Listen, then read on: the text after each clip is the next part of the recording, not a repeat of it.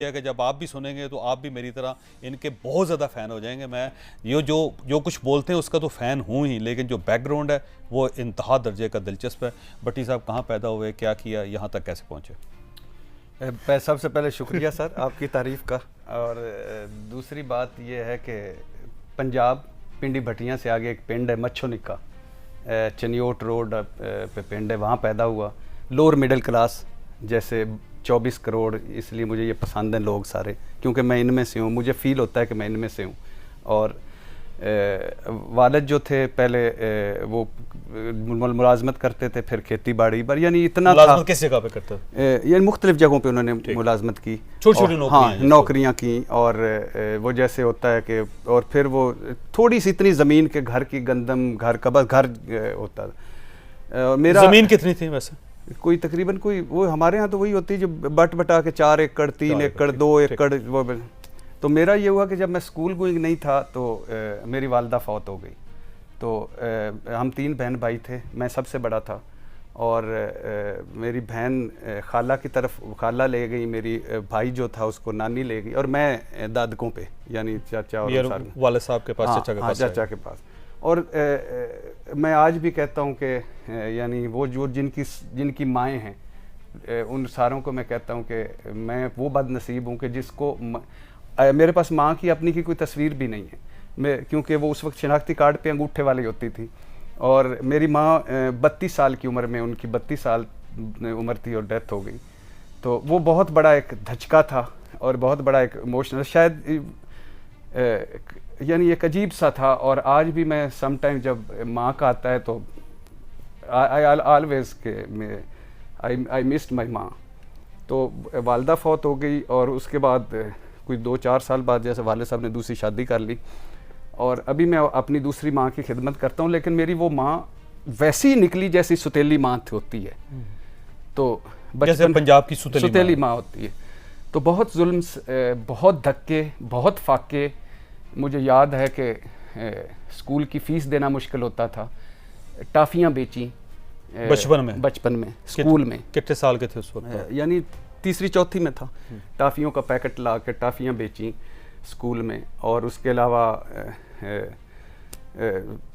एक मुझे याद है कि एक वो रबड़ की सदी नवीद चकवाल का जूता होता था, वो एक जूता होता था। और एक यूनिफॉर्म थी जो मेरे ख्याल से 4 साल मैंने पहनी, यानी स्कूल में एक जोड़ा मेरे पास कपड़ों का होता था। बोरी नहीं होती थी जिस पे हम बैठ सकते हैं, कायदा नहीं होता था जो पढ़ा जा, स्लेट नहीं होती थी।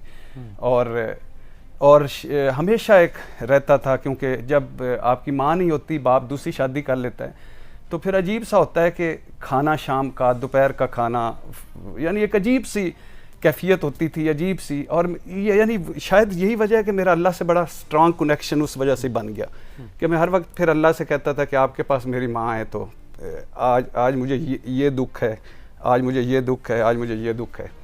तो उसके बाद यानी 5वीं फिर गवर्नमेंट। अच्छा, जो आपकी सुतेली वालदा थी, जुल्म करती थी, ज्यादती करती थी, खाना नहीं देती थी, कपड़े नहीं देती थी, या उनके अपने बच्चे भी थे, उनके क्या हालात? हाँ, नहीं वो ठीक थे, वो अल्लाह उनको खुश रखे, आज भी हैं। मैं उनकी बड़ी कदर करता हूँ, उनके आज हमेशा हेल्प करता हूँ, उनको भाई बहनें समझता हूँ। लेकिन उस वक़्त मैं उनको शायद लगता था कि मैं था भी इजाफी बोझ। तो एक यूनिफॉर्म थी, मुझे याद है कि एक मरतबा गर्मियों के दिन थे, मेरी वो यूनिफॉर्म फट गई, इधर से भी फटी हुई थी, नीचे से फटी हुई थी। तो मैंने गर्म चादर, एक जो रज़ाई के ऊपर वाला नहीं होता लियाफ का, वो लपेट के तो मैं कई दिन स्कूल आया। तो मुझे लोग बच्चे हमारे जो पंजाबी उसको कहता छाड़, हाँ उछाड़ तो उछाड़ तो मुझे पूछते थे क्या वजह। मैं कहता नहीं, मुझे बुखार है, तो डॉक्टर ने कहा है कि पसीना आएगा ना तेरा बुखार उतर जाएगा। तो वो मैं पसीना लेने की कोशिश करता हूँ।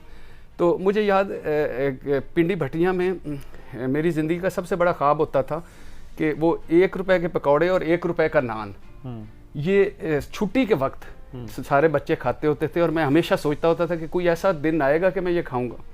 खैर उसके बाद हम मैट्रिक का इम्तिहान दिया, और 19-20 लड़कों लड़कियों ने हमारे गांव में से मैट्रिक का इम्तिहान दिया। और मेरी जब माँ बाप नहीं होते सर पे तो अजीब सी रेपुटेशन होती है कि ये पास हो जाएगा, बाकी सारे हो जाएंगे हमारे। तो उसमें खुश नसीबी से मैं ही हुआ पास। और फर्स्ट डिवीजन में हो गया। बाकी सारे फेल हो हाँ, वो किसी की 2 में कंपार्ट, किसी में 3 में कंपार्ट, किसी के सारे में सारे फेल। और ये पहली खुशी है आपकी हाँ, जिंदगी पहली। अच्छा, फिर मैंने सोचा कि अब तालीम मुकम्मल हो गई है।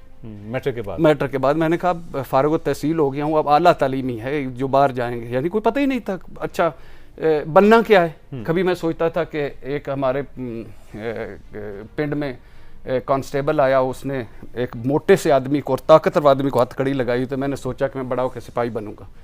एक मरतबा मैंने एक पटवारी देखा, ये वाले पटवारी सियासी नहीं, असली वाला पटवारी देखा। उसके बाद ढेर सारे पैसे थे, तो वो मोटरसाइकिल भी नया, तो मैंने कई दिन सोचता रहा कि बड़ा होकर पटवारी बनूंगा। फिर एक GTS बस होती थी, गवर्नमेंट ट्रांसपोर्ट सर्विस हमारे दौर में, वो उसका ड्राइवर जरा तिरछा होकर बैठा होता था, चादर की बुक्कल और ऊपर से वो टेप लगी, तो मैं सोचता था कि बड़ा होकर GTS का ड्राइवर बनूंगा। तो ये इस तरह के, यानी कोई पता नहीं बनना क्या है, कोई नहीं करना। फिर एक कज़न था लाहौर में, उसने जब मुझे मैट्रिक की तो उसने कहा कि आप हमारे पास आ जाओ और आगे पढ़ो। तो लाहौर चला गया। मुझे याद है लाहौर में फिर वहाँ हम 6-7 लोग रहते थे। मेरी कभी मैं बड़ा अच्छा उधर ही कुक बना, यानी मेरा आटा गूंदना मुझे आता है, खाने पकाने मुझे आते हैं, झाड़ू फेरना मुझे आता है, सारा कुछ सिवाय चावलों के। तो ये सारा वहाँ से सीखा। वहाँ भी हालात कोई ठीक नहीं थे, सारा प्राइवेट पढ़ा, FA BA और MA। और आप जॉब करते थे और साथ ही पढ़ते? साथ पढ़ते थे, छोटी मोटी नौकरी। आप क्या करते थे? छोटी मोटी नौकरियाँ, यानी जहाँ भी मिल गई। स्टोर पे भी किया, और इसके बाद जनरल स्टोर पे, मेडिकल स्टोर पे, और सब्जियां बेची। सब्जी जैसे फेरी लगा के? फेरी लगा, हाँ, सब्जियां बेची, गलियों के अंदर फेरी लगाते थे। हाँ, यानी एक आवाज देते थे। हाँ, और सब्जियां बेची। और मैं बड़ा आलू लो, टिंडे लो, और मैं बड़ा क्लासिकल सब्जी बेचने वाला था। अच्छा? यानी हाँ, जल्दी बिक जाती थी चीजें। यानी कैसे बेचते? यानी मुझे हमेशा उस वक्त भी, और ये जो बजट बनाना, ये जो सब्जियां, ये सारा अच्छा। फिर उसके वो आवाज लगाते थे, आलू ले, टिंडे ले, भिंडी ले, आलू ले। और उस वक्त सस्ते ज़माने थे। और फिर उसके बाद लाहौर एक वो जो फार्मास्यूटिकल कंपनी थी, उसमें भी नौकरी की। अच्छा, वो जो रैप होता है? हाँ, रैप वो जो बैग उठाता होता है, और कहता है ये दवाई लेने। हाँ, ये पिंड का। अच्छा, फिर उसके बाद ये हुआ कि एक वक्त लाहौर और हमारा जो गाँव है वो 2 घंटे का फासला है। तो एक वक्त यानी मेरे सारे घर वालों की ख्वाहिश थी या सारों की सरकारी नौकरी लग जाए। मुझे सरकारी नौकरी पसंद नहीं थी। मुझे ये पसंद नहीं था कहीं एक जगह रुक जाना। मुझे हमेशा कोई लगता था कि नहीं यार, कोई मैं इसलिए नहीं बना, कहीं ना कहीं आगे जाना है, कहीं ना कहीं आगे जाना। अजीब कमर शुरू से पढ़ता बहुत था, अखबारें पढ़ता था, सस्पेंस डाइजेस्ट, जसूसी डाइजेस्ट, जवाब अर्ज, सलाम अर्ज, और पता नहीं, और अदाब अर्ज, और पता नहीं रूहानी डाइजेस्ट, उर्दू डाइजेस्ट, और फिल्मी। अच्छा, कई फिल्मों के मैं देखता, फिल्मेरिया होती कई। एक दौर था अंजुमन, मुझे बड़ी पसंद थी। मैं अक्सर ख्वाबों में अंजुमन के साथ, अंजुमन मेरे साथ, सुल्तान राय की बजाय मेरे साथ। ख्वाब नहीं सुना? अच्छा, नहीं, मैं माजर चाहता हूँ। तो अच्छा, तो फिर उसके बाद ये सारा लकी रानी सर्कस एक होती थी, उसके वो अगले दिन मैंने पिछले चंद महीने पहले उसके मालिक से मेरी बात हो रही थी, तो उसको मैंने बताया कि आपके लकी रानी सर्कस में लुबना होती थी। उस लुबना को मैंने एक मरतबा, यानी लकी रानी सर्कस भी हम जानवरों की तरफ से इंटर होकर नीचे से घुस के ना, बगैर टिकट के तो अंदर देखी पहली मरतबा। और तो मुझे वो बड़ी फैसिनेट किया। मैंने कहा मैं बड़ा आदमी बनूंगा लुबना के लिए। तो यानी तो लुबना हो सकता फोत होगी। हाँ। अगर लुबना आप हैं तो बटी साहब आज भी हैं। अच्छा। तो उसके बाद मैंने लाहौर में सारे, अब मैं सोचता था कि करूं क्या।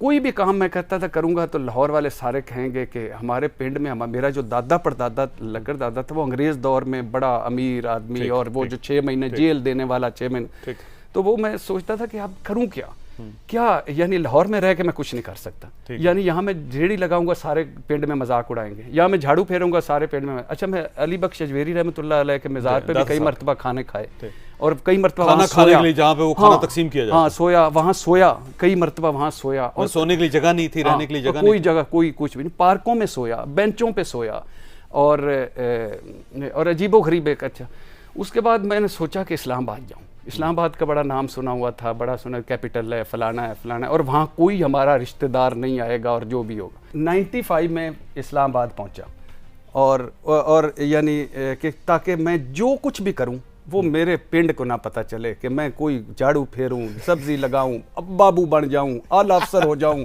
कुछ भी करूं, उनको ना पता चले। तो क्योंकि वो सारे घर में बता देते कि अच्छा ये है इसलिए किया इसलिए